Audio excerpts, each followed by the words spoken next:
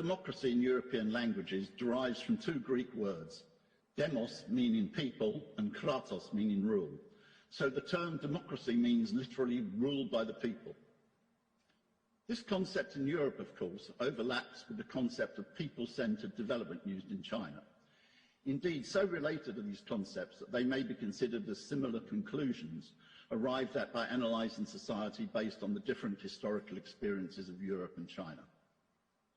But contrary to this concept of ruled by the people, an attempt is made in the West, more accurately by capitalist countries, to claim that democracy is defined purely in terms of certain formal and official structures which they possess. For example, parliament, so-called division of powers, etc. But this is false. The issue of democracy is about how much in reality ruled by the people exists. Analysing this in more detail, the question of democracy is also presented as integrally linked to the question of human rights. This is a correct framework which will be used here. It will show that China's and socialism's framework and delivery on human rights and democracy is far superior to the West's. That is the capitalist conception.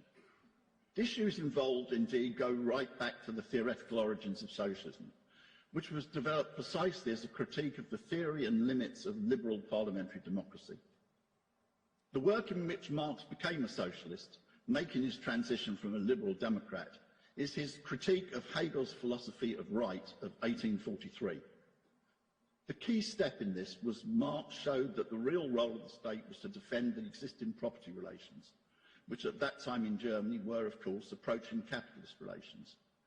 This theoretical analysis has been fully factually confirmed by innumerable practical examples since that time. The next year, in his work on the Jewish question, Marx demonstrated, via analysis of the position of Jews in Germany, the difference between the official and formal claims of liberal parliamentary democracy and actual reality. He showed that removal of formal and legal restrictions on Jews in Germany, which had originated in the Middle Ages, did not lead to their real equality. Marx analysed the difference between what he termed political emancipation and what he termed human emancipation, between purely formal equality and rights in politics and the fundamental inequality and lack of rights in the real world. This work so classically sets out the reality of Western parliamentary democracy that it's worth quoting in detail.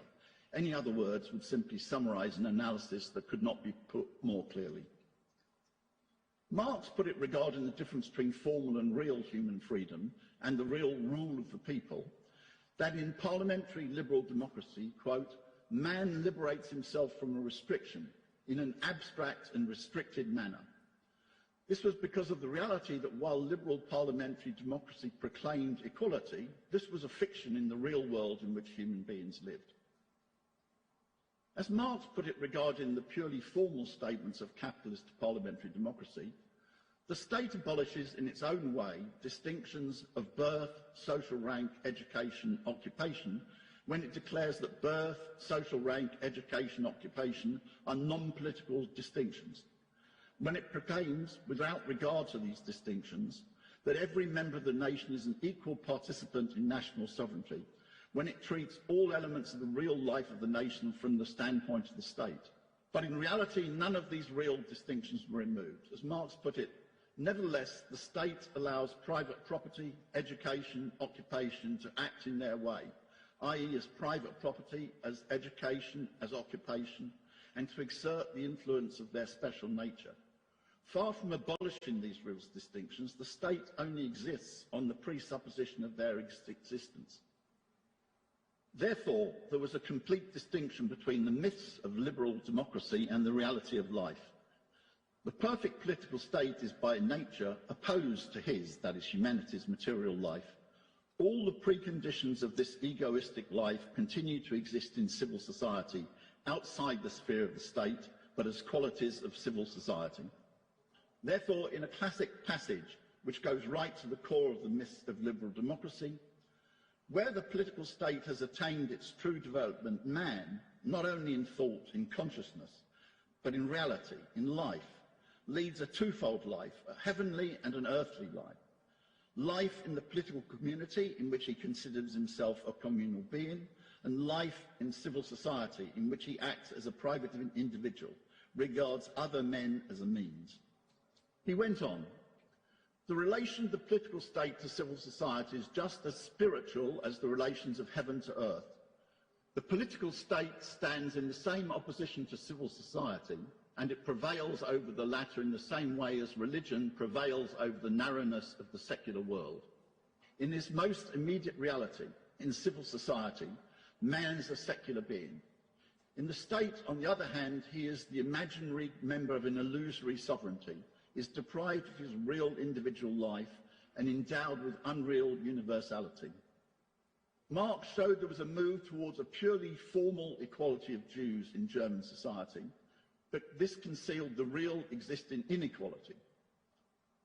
Liberal parliamentary democracy obscured reality by defining equality and democracy in only a narrow, artificial and formal way, while ignoring the real inequalities and the discriminations that existed. This situation and Marx's analysis of it later, of course, culminated in one of the greatest crimes in human history, in the development of German anti-Semitism into the Nazi Holocaust. This analysis of the position of Jews in Germany provided a model for the analysis of the real situation in capitalism. To illustrate this, let us turn to a contemporary example, and one that affects almost one-fifth of humanity, the position of women in China and India. The formal claim by Western capitalist theory is that women in India enjoy better human rights than women in China because of the existence of parliamentary democracy. But this precisely shows the difference between what Marx termed the heavenly rights, that is non-existent ones, and earthly life, that is the real one. The life expectancy of a woman in India is 71. In China it is 79.2 years. That is, the Chinese woman lives 8 years longer. In China, female literacy is 95%. In India, it is 65%. The risk of a woman dying in childbirth is 8 times higher in India than in China.